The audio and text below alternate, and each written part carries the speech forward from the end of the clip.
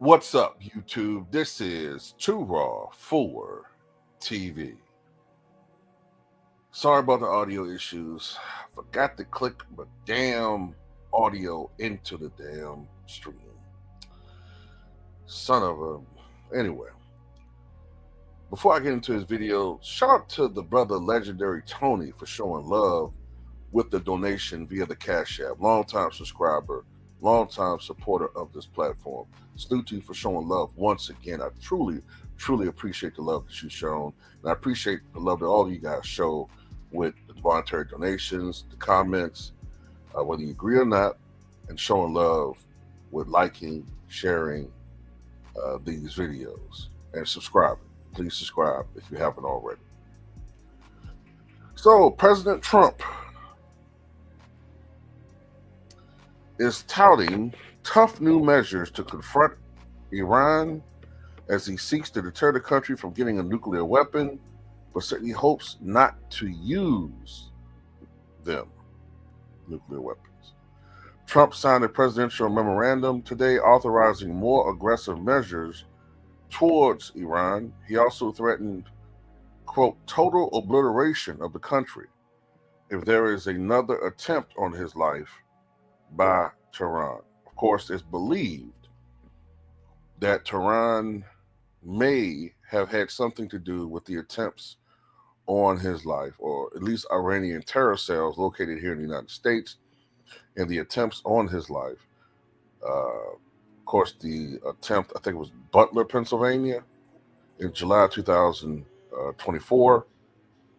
And even some people believe they may have ties with the attempt that was thwarted, and was that September of 2024 at Mar-a-Lago, his estate. But anyway, this is Trump. It's Iran and their proxies who have threatened to retaliate against you and your team by killing you guys for taking out Soleimani. Well, they haven't done that, and that would be a terrible thing for them to do, not because of me. If they did that, they would be obliterated. That'd be the end. I've left instructions. If they do it, they get obliterated. There won't be anything left. And they shouldn't be able to do it. And Biden should have said that, but he never did. I don't know why, lack of intelligence, perhaps. But he never said it. If that happens to a leader, or close to a leader, frankly, if you had other people involved also, you would call for total obliteration of a state that did it. That would include Iran. So I'm signing. You know, it's always been amazing to me how presidents, the United States government in general, always talk tough to black and brown countries. And, you know, it's usually black and brown countries that they don't want to have nuclear weapons. It's funny how every other country in the world that people that look like Trump can have nuclear weapons, but when countries that look like, you know, me, or, you know, or look like Fazil, the guy that runs the, not trying to be stereotypical, but the guy that runs the convenience store down the street, we can't have nuclear weapons. You know, just interesting to me how Israel's the only one in the Middle East, just about, that is perfectly okay for them to have nukes, even though they never confirmed that they have them. It's pretty much well known that they do have them. Now, this thing with Trump, this kind of reminds me of Richard Nixon and the so-called madman theory that he had coming into his presidency, where, you know, Nixon was the ardent anti-communist crusader. And, you know, there was this perception that Nixon would, because he was tough and because of his demeanor, that he would do anything to bring an end to the Vietnam War, which would even include using nuclear, the nuclear option. And he even made it imperative that they send signals to North Vietnam that they would go that route if need be.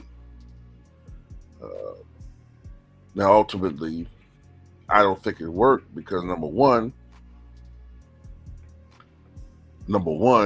he's not Dwight D. Eisenhower, who was, of course, his boss when Nixon was vice president. Eisenhower was the Supreme Allied Commander of World War II. And when Ike sort of used that approach, we talk about the 50s, when basically, especially earlier in the 50s, the United States was the only country, and then later on Russia or Soviet Union at the time, that had nuclear capabilities. And Ike was just that guy. You know, Ike was, like I said, the Supreme Allied Commander of the largest army force that ever been commanded. Millions of people, millions of troops under his command. So, I mean, it didn't work. Now with Trump, I don't know if this is even real, to be honest with you. I think this is just him posturing to sound tough and to intimidate the Iranian government. But having said all of that, right, if the Iranian government did succeed in doing something like that, whether you like Trump or not, Democrat, Republican, that essentially is an act of war that goes against the Geneva Convention, established in 1954, I believe it was, or at least after World War II, where governments are not supposed to engage in the offing of other leaders. Now, of course, we know the United States has done that in the past. We know that.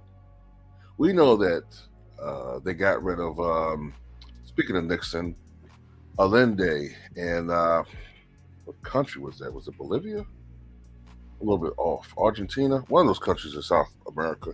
We know that they've done that. We know that Kennedy, right before he was taken out, helped to get rid of, what is it, Noon Yong Kim of the, matter of fact, was that, I'm a little bit fuzzy with my history as I get older. Noon Young Kim, I think his name was. I think he was the de facto dictator of, what is it, South Vietnam? I think basically they got rid of him and then ultimately had a government that was more, whose foreign policy was much more convenient and much more friendly to America, if I'm not mistaken.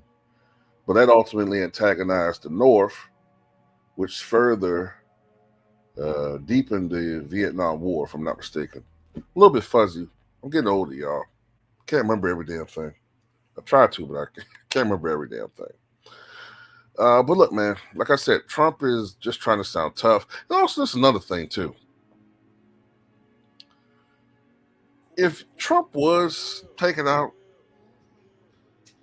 wouldn't that make Vance president? So if he left instructions, who cares? If he gets taken out, he's no longer president. Immediately, he's no longer president. So that doesn't make any sense. Now, if he's talking about if they tried to do it and they were unsuccessful, then we're going to do X, Y, Z. Well, you know, you got to go through the whole chain of command. Now, he is commander-in-chief, right? But to go to that option, and he does have the possession of nuclear football, but still, to go that option,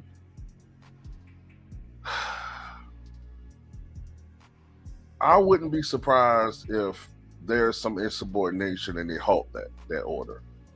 You know what I'm saying? Like that's basically when you go that route, you got to worry about other ramifications.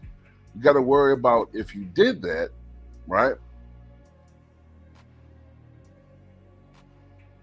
Then you have to worry about Iran's allies. Now, all of a sudden, looking at that as possibly an affront on them, And then you have to worry about other things. Then, okay, well, if they went after Iran like that, then, okay, well, we've been holding back because, you know, we didn't want to antagonize this region or antagonize the United States. But if they're declaring a war against our ally, then, hey, why not go attack this country then? Why not attack this country that's aligned with it? It just, you got to think about the things when you do, when you thinking like, when you do something like that, that could lead to a very quick deteriorating situation with deteriorating events, series of events that could lead to a global war, which now, of course, would include nuclear weapons. I mean, you know what I'm saying? Like, you just got to think about stuff like that. Like, if the country did do that, Iran, then I think what you do, and this is just me if I'm president. If I was vice president, I become president. We're going to war against Iran, but we're not going to use that. We're not going to use that weapon. But we are going to bomb the hell out of you.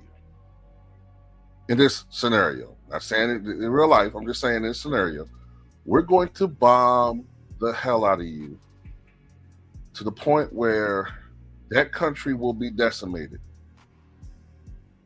But no nuclear weapons. That's the absolute last resort. That's just, to me, Trump trying to sound tough. I call it the madman theory, Bob. That's all that is. Just trying to sound tough. You know, because like we all know, Trump sees himself as heir to Schicklgruber in some ways, man. He loves the ex-wife that passed us, who's buried on his golf course. She already outed him as being a fan of Schicklgruber. He loves reading about those dictators. He sees himself as that mantle. You know what I'm saying? So anyway, that's all I got to say about it. Tell me what you guys think.